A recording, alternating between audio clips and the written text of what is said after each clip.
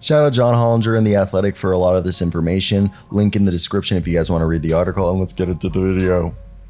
Yo, what's going on, guys? And for those who don't know, the G League Ignite this past week played 2 games against the Perth Wildcats, part of the NBL Australia, and it was cool because what we got to see was this year the G League Ignite. I think because a lot of people have been scrutinizing the G League Ignite for,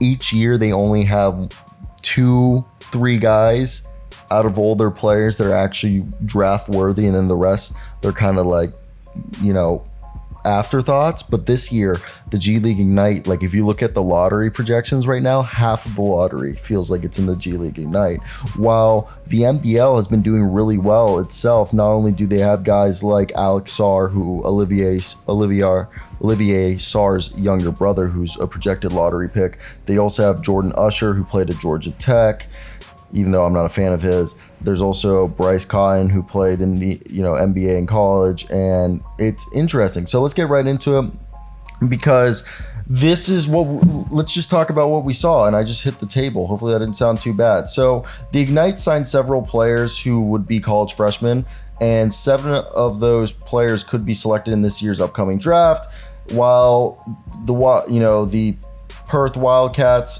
brought Alex Sarr as well as Ben Henshaw, who is a prospect. And then there were some veterans who, Bryce Cotton dropped 40 points in the second game, and he played well in the first game, but each team took 1 win and 1 loss. And I mentioned Jordan Usher's there, and it was cool. We also saw John Jenkins, a former first-round pick in 2012 by the Atlanta Hawks. But let's just talk about it, because these were just exhibition games. So the biggest thing is Ron Holland, the consensus #1 choice, or this is a wide open draft, but right now after this game, he averaged 28 points between 2 games. He shot 14 of 23 from inside the arc. He had 20 free throw attempts across 2 games, and he made 4 of 9 3-point attempts. And he was 16 of 20 from the free throw line. So the thing is his below the shoulder push shot looked solid, and I really like to see how he was able to show his athleticism, play at, attack the rim, play at a high level, and just clearly a guy who, is strong as hell. He's listed at 6'8", but I think he's closer to 6'6". I think with him, his intensity and his, motor are going to be the biggest thing for him. Now, I think Alex Sarr was like the biggest winner of this little tourney, because this is Olivier Sarr's brother, who's Olivier Sarr's on a 2-way. He's 7'1", Alex Sarr, with a 7'5" wingspan. In 2 games, he blocked 12 shots. That's insane. And he also can step out onto the perimeter and pressure opposing bigs and forwards away from the rim, sliding his feet. And he does a really good job of, switching and hustling up and down the court. And the thing is he's a guy who's got great mobility, kind of like an Evan Mobley-esque mobility. And he's able to guard a guy like Ron Holland. Like, he switched on to Ron Holland multiple times.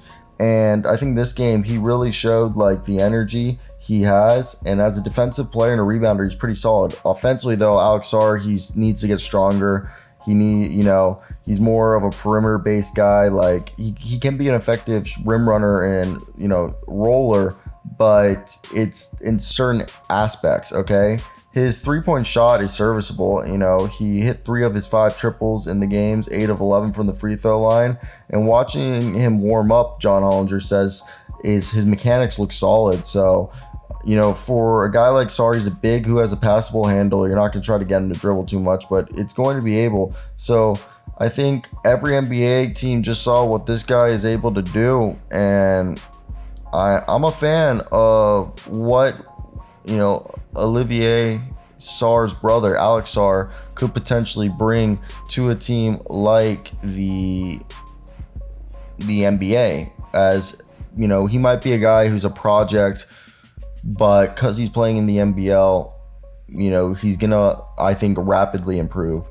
And he's a guy who could potentially be, I think, if we're gonna compare him to someone, maybe a similar player to Evan Mobley. Now, Tyler Smith is a guy who, he was a guy who spent the last 2 seasons at Overtime Elite, and he kind of became forgotten.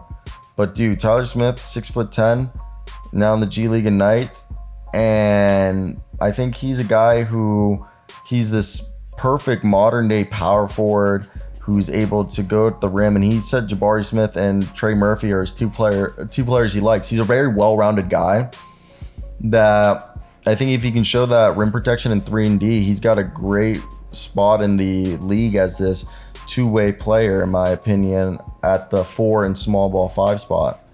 Now, Matas Buzelis, right? Tell me if I said that correctly.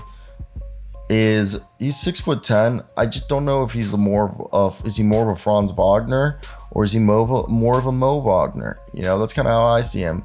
He's a guy who, you know, he was the second leading scorer and he's got some rim protection.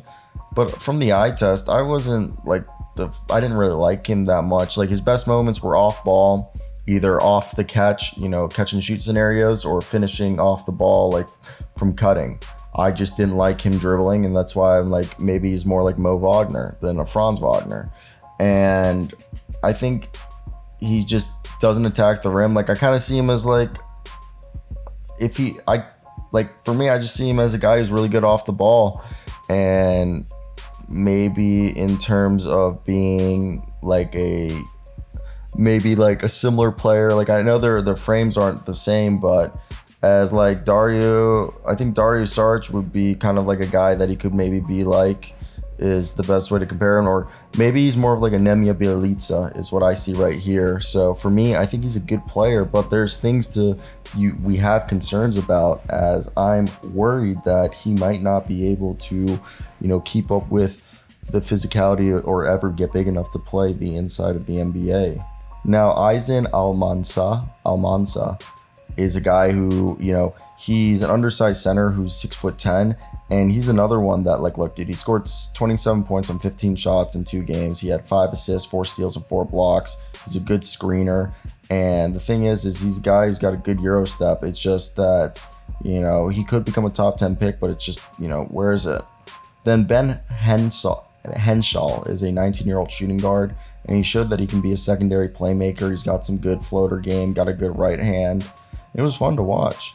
There was Terry Darlin, who is overcoming a ankle injury he suffered in March, but he's looking good. You know, there was Dink Pat, who isn't draft eligible until 2025.